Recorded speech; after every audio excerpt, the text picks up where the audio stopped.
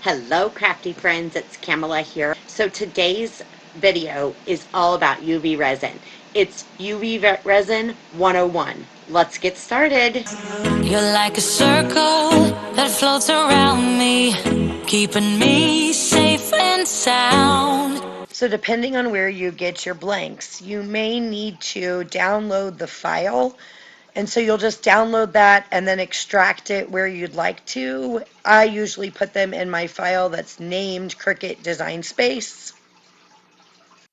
All right, so you've got your blank in Cricut Design Space, and then you've got it sized to match your blank.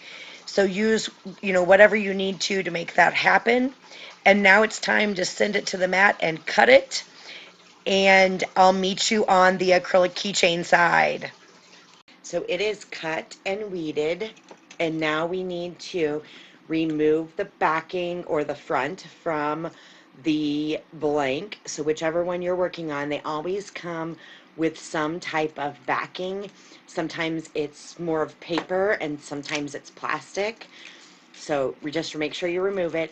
I don't remove it from the back side until I need to. So this one I'm just going to remove the front side. And this one didn't quite knock its hole completely out. The diamond tip reamer works great for that, but anything will poke in and remove that. So no big deal. I'm going to set my tools to the side, and now I'm going to apply my vinyl. So I just cut this on the premium vinyl setting. It's just Oracle 651 permanent vinyl, and I'm going to put it on the blank.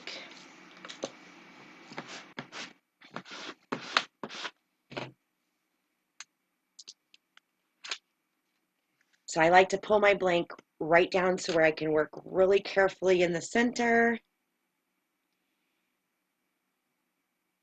And then apply my vinyl. And again, make sure it's down nicely. When you're using permanent vinyl, this is permanent. You can stop right here. I would recommend you just let it adhere for about 24 hours just because that's what I recommend.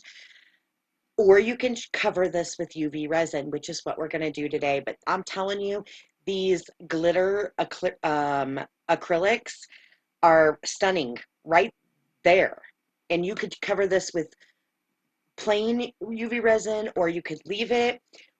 We're going to go ahead and cover it with the UV resin today because I want to show you how to do that exactly, or at least how I do it. So I am onto my big bottle of UV resin, and it's a thin coat. This should last a long time. Even the small bottles, if you're wanting to try, will last you a long time. So small amount. I'm just going to make lines on this one, and I'll show you. So I'm going to follow the body somewhat and just make some lines. And basically that's kind of what I do on any shape is I just get my resin coming and starting in the middle, and then I work it out. But I want to show you so you can kind of see where the reflection's at and about how much I have on there. So it's not too much. And then I'm going to take my brush and I'm going to spread it edge to edge. And you want to pull this resin all the way to the edge. I've tried many kinds of resin, and I like this one because it doesn't want to run over the edge. You have to pull it to the edge, which makes it really nice so that you don't have a big mess. You see, I'm working on my favorite mat. It's clean. I may have, a little bit of a wet wipe cleanup, but not much. I can work around that keychain hole really easily.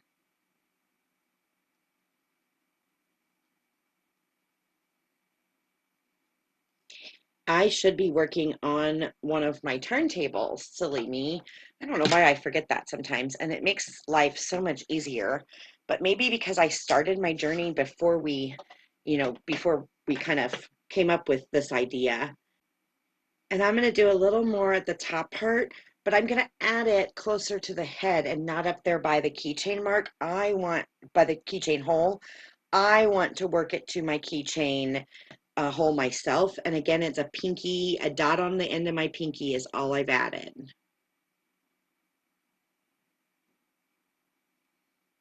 All right, so once I think I have this edge to edge is when I hold it, and and all through, I hold it up to the light. So I know you can't see me, but I'm holding it up to my light and just kind of looking and seeing if I have any areas that didn't quite get it, and I do, right over here on this wing.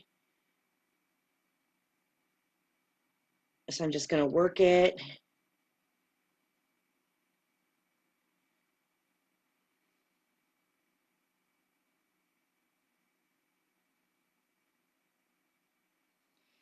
All right, so then I'm going to let this sit for just a little bit, 60 seconds or so.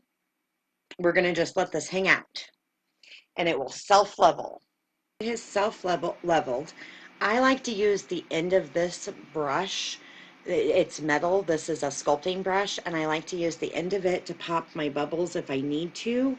The other thing you can do is a light coat of rubbing alcohol. I just would spray it. I have a little bit of rubbing alcohol in a bottle, and you would just do a light coat and then let that sit for a little bit. The other thing, if you have lots of bubbles, is you can use a lighter. I do keep one. You just run it across quickly. It's not, this is my least favorite way. It's just personal preference, but this is my least favorite way. I'm going to be honest. I work it slow, and usually all my bubbles come out with this if I need it. So just work slow, and it makes a huge difference. When I'm in a hurry is when I'm fighting with bubbles. So, all right, so everything looks level. Everything is completely covered. I've checked it in the light. We're good to go. So now we are ready to put it underneath our, I just use a nail lamp, so UV lamp. So this is the one I use. It's 120 watts, and you just stick it under, and then I just always run 99 seconds. All right, so the time is up, and it always scares me to touch it that quickly, but it's done. So now we can remove our backing paper. The backing paper staying on until this point helps you in case you did overspill. It can happen. I had none. It came off perfectly, and my dragonfly is adorable. You can embellish these however you'd like. I did a tassel and made it into a keychain. Hope you learned a lot with this UV resin guide. Have a joyful day. Thanks, friends. Bye. Likes are super helpful. Thank you.